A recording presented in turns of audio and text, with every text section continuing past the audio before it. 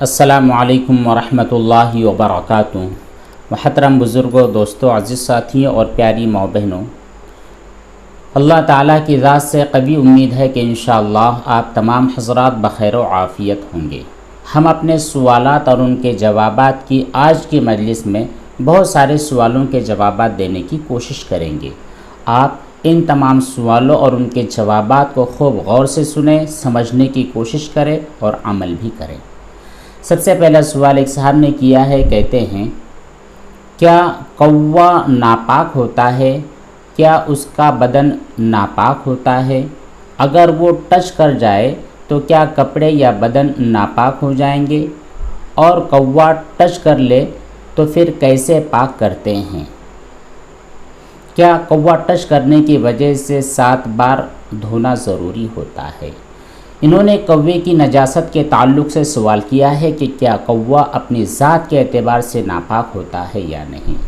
دیکھیے جی، جو کوا ہے یہ اپنی ذات کے اعتبار سے ناپاک نہیں ہے کہ جیسے ہی آپ کو چھو جائے، آپ کے کپڑے کو لگ جائے، آپ کے سر پر بیٹھ جائے، آپ کی گاڑی پر بیٹھ جائے تو تمام چیزیں ناپاک ہو جائے گی۔ اس طرح کی کوئی بات بالکل ہوتی نہیں ہے۔ ہاں، اگر کوے کے بدن پر کوئی نجاست تھی، وہ نجاست آپ کی گاڑی پر بیٹھنے کی وجہ سے آپ کی گاڑی میں آ گئی ہے، آپ کے کپڑے پر بیٹھنے کی وجہ سے آپ کے کپڑے یا بدن میں آ گئی ہے، تب ایسی کنڈیشن میں وہ جگہ ناپاک ہوتی ہے جہاں پر کوا بیٹھا ہے اور جہاں پر نجاست لگی ہے۔ کوا اپنی ذات کے اعتبار سے ناپاک نہیں ہوتا ہے۔ اسی طرح اگر نجاست آپ کے بدن یا کپڑے پر لگ جاتی ہے تو 7 مرتبہ یا 3 مرتبہ دھونے کی ضرورت نہیں ہے، بس نجاست دور ہو جائے اتنی ہی بات کافی ہوتی ہے۔ اگلا سوال پٹھان الیاس صاحب نے کیا ہے، کہتے ہیں مفتی صاحب عید الاضحیٰ کی نماز پڑھنے کا صحیح طریقہ بتلائیں۔ دیکھیے، عید الفطر اور عید الاضحیٰ ان دونوں نمازوں کا ایک ہی طریقہ ہوتا ہے۔ عید کی نماز کے لیے اذان اور اقامت نہیں ہوتی ہے۔ جب نماز کھڑی کی جائے تو عید کی نماز 6 زائد تکبیروں کے ساتھ پڑھنے کی آپ نیت کر لیں۔ اس کے بعد تکبیر کہہ کر اللہ اکبر کہتے ہوئے اپنے دونوں ہاتھوں کو ناف کے نیچے باندھ لیں، ثنا پڑھیں، اور ثنا پڑھنے کے بعد 3 مرتبہ زائد تکبیریں آپ کو کہنی ہے۔ 2 تکبیروں میں دونوں ہاتھ کانوں تک اٹھا کر نیچے چھوڑ دینا ہے، جبکہ تیسری تکبیر میں آپ کو ہاتھ نیچے نہیں چھوڑنا ہے بلکہ باندھ لینا ہے۔ پھر اس کے بعد جو امام صاحب ہوں گے وہ بلند آواز میں قرأت کریں گے۔ قرأت مکمل ہونے کے بعد جتنی رکعت بچی ہے رکوع اور سجدہ عام اور نارمل نمازوں کی طرح آپ ادا کر لو گے۔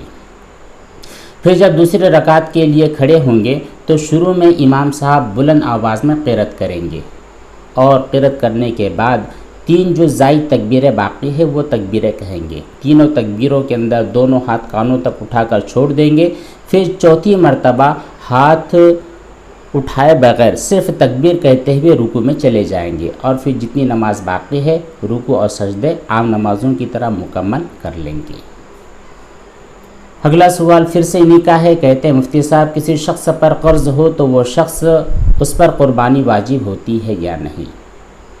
اگر کوئی آدمی اتنا مقروض ہو جاتا ہے کہ اس کے پاس قربانی ادا کرنے کے لیے رقم نہیں ہے، یا پھر سمجھ لیجئے کہ آدمی صاحب نصاب ہوتا ہے تقریباً آج کے حساب سے 25,000 روپے پر، اگر وہ آدمی 25,000 روپے کا مالک نہیں ہے تو وہ آدمی غریب ہے، اس پر زکوٰۃ واجب نہیں ہے، اس کے اوپر قربانی بھی واجب نہیں ہوگی۔ ہاں، ضروریات زندگی سے جو زائد سامان ہے، زائد چیزیں ہیں، گھر میں بڑا فرنیچر ہے، ٹی وی ہے، لیپ ٹاپ اور کمپیوٹر ہے، بہترین قسم کا موبائل ہے، جو اس کی ضرورت سے زائد ہے، جو ضرورت کی چیزیں ہیں وہ نہیں، ضرورت سے زائد چیزیں اگر اتنی رقم کو پہنچ جاتی ہے کہ اس کی مالیت 25,000 روپے کی ہو جاتی ہے، تب اس شخص کے اوپر جو ہے تو قربانی واجب ہوتی ہے۔ اگلا سوال محمد صاحب نے کیا ہے، کہتے ہیں اگر نماز کی جماعت کا وقت ہو جائے، 1 منٹ یا پھر 45 سیکنڈ باقی ہے، تو کیا اس نماز کی سنت پڑھ سکتے ہیں یا نہیں؟ فجر کی نماز کا اگر مسئلہ ہے تو پہلے آپ کو سنت پڑھ لینا ہے، چاہے 1 منٹ باقی ہو، 45 سیکنڈ باقی ہو یا جماعت کھڑی ہو چکی ہو، تینوں کنڈیشن میں آپ کو پہلے سنت ادا کرنی ہے، اس کے بعد میں جو فرض ہے اس میں آپ کھڑے ہو جائیں، شریک ہو جائیں۔ اس کے علاوہ جو دیگر نمازیں ہیں ان میں اگر آپ کو یقین ہے کہ آپ کی سلام پھیرنے سے پہلے جماعت کھڑی نہیں ہوگی تو ایسی کنڈیشن میں آپ سنت پڑھیں، اس کے بعد میں شریک ہو۔ اور اگر آپ کو لگتا ہے کہ نہیں جی پہلے مجھ کو سنتیں پڑھنے کے اندر بہت زیادہ وقت ختم ہو جائے گا اور بعد میں جماعت بھی ختم ہو جائے گی، تو پھر ایسی صورت کے اندر آپ جماعت میں شریک ہو جائے۔ جماعت سے فارغ ہونے کے بعد میں آپ پہلی والی جو سنتیں چھوٹی ہے انہیں ادا کر لیں۔ اگلا سوال سعد صاحب کا ہے، کہتے ہیں مفتی صاحب میں جہاں پر اسکول میں جاتا ہوں وہاں پر بہت سارے پکس ہے اور وہ ایک طرف کچرے کے اندر رہتے ہیں۔ میں رکشے میں جاتا ہوں تو مجھ کو احساس ہوتا ہے، بلکہ مجھ کو شک ہوتا رہتا ہے کہ کہیں ان کی ناپاکی رکشے پر یا پھر رکشے کے حوالے سے میرے بدن پر نہ لگ گئی ہو۔ اسی طرح پکس اور سور کے بارے میں کافی طویل انہوں نے سوال کیا ہے۔ ان کے سوال کا خلاصہ یہ ہے کہ انہیں بہت زیادہ شک ہوتا رہتا ہے کہ کیا سور کی نجاست میرے بدن یا کپڑے پر لگ گئی ہے یا پھر نہیں لگ گئی ہے۔ اگر لگ گئی ہے تو پھر کیا کیا جائے؟ دیکھیے جو سور ہوتا ہے اگر اس کے بدن کے اوپر کوئی نجاست نہیں ہے، کوئی ناپاکی نہیں ہے، وہ بالکل سوکھا ہے، سوکھا ہونے کی صورت میں آپ کا بدن بھی سوکھا ہے، آپ کا کپڑا بھی سوکھا ہے، اگر وہ آپ کو ٹچ کر جاتا ہے تو ایسی کنڈیشن میں چونکہ اس کی کوئی بھی نجاست آپ کے بدن یا کپڑے پر نہیں آئی ہے تو آپ کا بدن بھی اور آپ کا کپڑا بھی، آپ کی رکشے بھی، آپ کا بستہ بھی، کوئی بھی چیز ناپاک نہیں ہوگی۔ ہاں اگر سور کا بدن ایسا تھا کہ وہ بالکل تر تھا، گیلا تھا، یا پھر آپ کے کپڑے گیلے تھے، آپ کا بدن گیلا تھا اور سور سوکھا تھا، دونوں کے ایک دوسرے کو ٹچ ہونے کی وجہ سے اب اس کی نجاست، اس کی جو گندگی آپ کے بدن یا کپڑے پر آ گئی ہے، تو ایسی کنڈیشن میں اس کپڑے کا یا پھر بدن کے اس حصے کا دھونا ضروری ہے جہاں پر ایسی نجاست لگی ہے، اور نجاست لگنے کی وجہ سے 3 مرتبہ اگر آپ دھو لیتے ہیں تو پاک ہو جاتا ہے، باقاعدہ 7 مرتبہ دھونا ضروری نہیں ہوتا ہے۔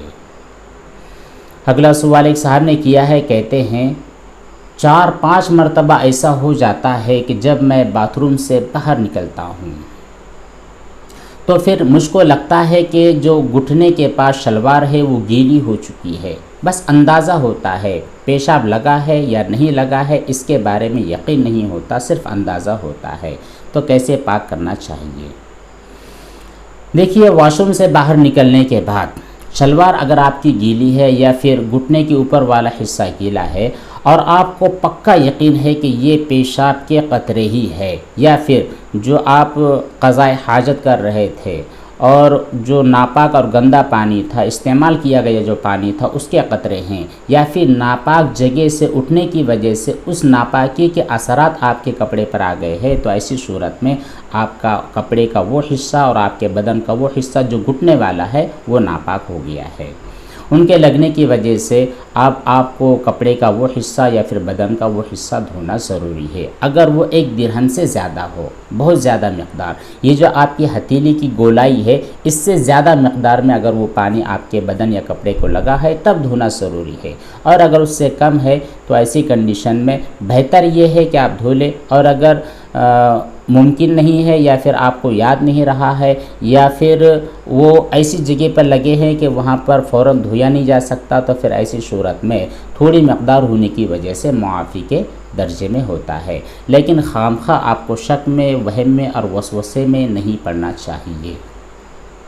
اگلا سوال ایک صاحب نے کیا ہے، کہتے ہیں کہ کیا ناپاکی کے بھی بہت سارے درجات ہوتے ہیں؟ کیونکہ پیشاب کی طرح خون سے اتنی زیادہ بیزاری نہیں ہوتی، جتنا پیشاب ہمیں برا لگتا ہے اتنا خون نہیں لگتا، تو کیا خون اور پیشاب کے اندر بھی فرق ہوتا ہے؟ دیکھیے جی، نجاست جو ہوتی ہے، ناپاکی جو ہوتی ہے وہ 2 طرح کی ہوتی ہے۔ پہلی ناپاکی کو کہا جاتا ہے نجاست غلیظہ اور دوسری ناپاکی کو کہا جاتا ہے نجاست خفیفہ۔ اب نجاست غلیظہ کون سی ناپاکیاں ہوتی ہیں یہ بھی سن لیں۔ آدمی کا جو پخانہ ہوتا ہے یہ نجاست غلیظہ ہے، اسی طرح پیشاب اور منی یہ بھی نجاست غلیظہ ہے۔ جانوروں کا جو گوبر ہوتا ہے، چاہے وہ جانور حلال ہو حرام ہو کوئی فرق نہیں، جانوروں کا جو گوبر ہوتا ہے وہ بھی نجاست غلیظہ ہے۔ حرام جانوروں کا جو پیشاب ہوتا ہے وہ بھی نجاست غلیظہ ہے۔ انسان اور جانور کا جو بہتا ہوا خون ہے اب بہنے کا مطلب یہ نہیں کہ بالکل نالی کی طرح بہنے لگے، نارمل انداز میں بھی ایسے یہاں سے بہہ گیا ہے، وہ بھی بہتے ہوئے خون میں شریک ہوتا ہے۔ تو جو انسان اور جانوروں کا بہتا ہوا خون ہوتا ہے وہ بھی نجاست غلیظہ ہے۔ اسی طرح شراب ہے، مرغی اور بطخ، ان کی جو بیٹ ہے، یہ تمام کی تمام نجاست غلیظہ ہوتی ہے۔ اب نجاست غلیظہ کا حکم کیا ہوتا ہے یہ بھی جان لیں۔ نجاست غلیظہ یعنی اتنی جو نجاستیں ابھی بیان کی گئی ہے وہ سب یا ان میں سے کوئی ایک اگر کپڑے یا بدن میں 1 درہم کے برابر ہو، 1 درہم کے بارے میں سمجھ لے کہ جو ہتھیلی کا گہراؤ ہے، اگر آپ اس میں پانی ڈال دیں اور ہلا دیں تو اندر جو گڑھا ہے اس گڑھے میں جتنا پانی رہ جاتا ہے اتنی مقدار یا پھر اتنا وزن، اتنی نجاست اگر آپ کے کپڑے پر لگی ہے تو پھر اتنی یا اس سے زیادہ تو ایسی صورت میں دھونا واجب ہے، اور اگر اس گولائی میں جتنا پانی بیٹھتا ہے اس سے کم لگی ہے تو پھر معاف ہوتا ہے، نماز آپ کی ادا ہو جائے گی۔ لیکن اگر درہم سے زیادہ لگی ہے تو پھر معاف نہیں ہوتی ہے، اس کا دھونا ضروری ہوتا ہے۔ یہ ہے نجاست غلیظہ کا حکم۔ اور اب نجاست خفیفہ کسے کہتے ہیں؟ غلیظہ کہا جاتا ہے گاڑی اور شدت والی نجاست، اور خفیفہ کہا جاتا ہے ذرا خفت والی اور ذرا معافی والی نجاست۔ تو یہ چند چیزیں ہیں جن میں حلال جانور، جتنے بھی حلال جانور ہیں جن کا گوشت کھایا جاتا ہے، جیسے بھینس ہے اور بکری ہے وغیرہ، ان کا جو پیشاب ہوتا ہے یہ نجاست خفیفہ میں ہے۔ اسی طرح جو حرام پرندے ہیں، ہوا میں جو اڑنے والے پرندے ہیں جن کا گوشت نہیں کھایا جاتا ہے، ان کی جو بیٹ ہوتی ہے یہ بھی نجاست غلیظہ ہوتی ہے۔ اب نجاست غلیظہ کا حکم بھی سمجھ لیں۔ اگر نجاست خفیفہ ہے، نجاست خفیفہ کا حکم یہ ہے کہ اگر آپ کے کپڑے یا بدن میں لگ جائے تو جس حصے میں یہ نجاست لگی ہے، نجاست خفیفہ حلال جانور، جتنے بھی حلال جانور ہیں ان کا پیشاب اور حرام پرندوں کی بیٹ، یہ اگر کپڑے یا بدن کے کسی حصے میں لگ جائے تو جس حصے میں لگی ہے اس سے چوتھائی حصے سے کم اگر نجاست لگی ہے تو پھر بغیر دھوئے کی بھی آپ کی نماز ہو جائے گی، اور اگر چوتھائی حصے یا اس سے زیادہ لگی ہوئی ہے تو پھر یہ معاف نہیں ہے، دھونے کا حکم ہے۔ اب کپڑے یا بدن کا چوتھا حصہ دیکھیے، یہ جو آپ کی آستین ہے یہاں سے لے کر یہاں تک ایک مکمل آستین ہے، اگر اس کے چوتھائی حصے میں، اس کو 4 ٹکڑے کر لیجئے، یہ 1/4 ہے، اتنا حصہ اگر آپ کے نجاست میں لت پت ہو چکا ہے تو پھر یہ معافی کے درجے میں نہیں ہے۔ ہاں اس سے کم اگر ہے تو پھر یہ معاف ہوتا ہے۔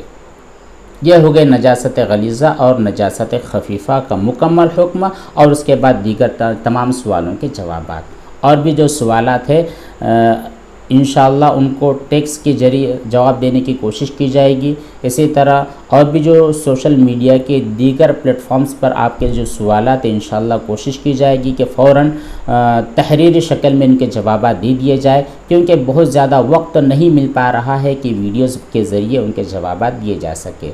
پھر بھی جن کے جوابات دینا ضروری سمجھا جائے گا یا جن کی تفصیل بتلانی ضروری سمجھی جائے گی، ان تمام سوالوں کے جوابات ویڈیو کے ذریعے دیے جائیں گے۔ اللہ تبارک و تعالی ہم تمام کو عمل صالح کی توفیق بخشے۔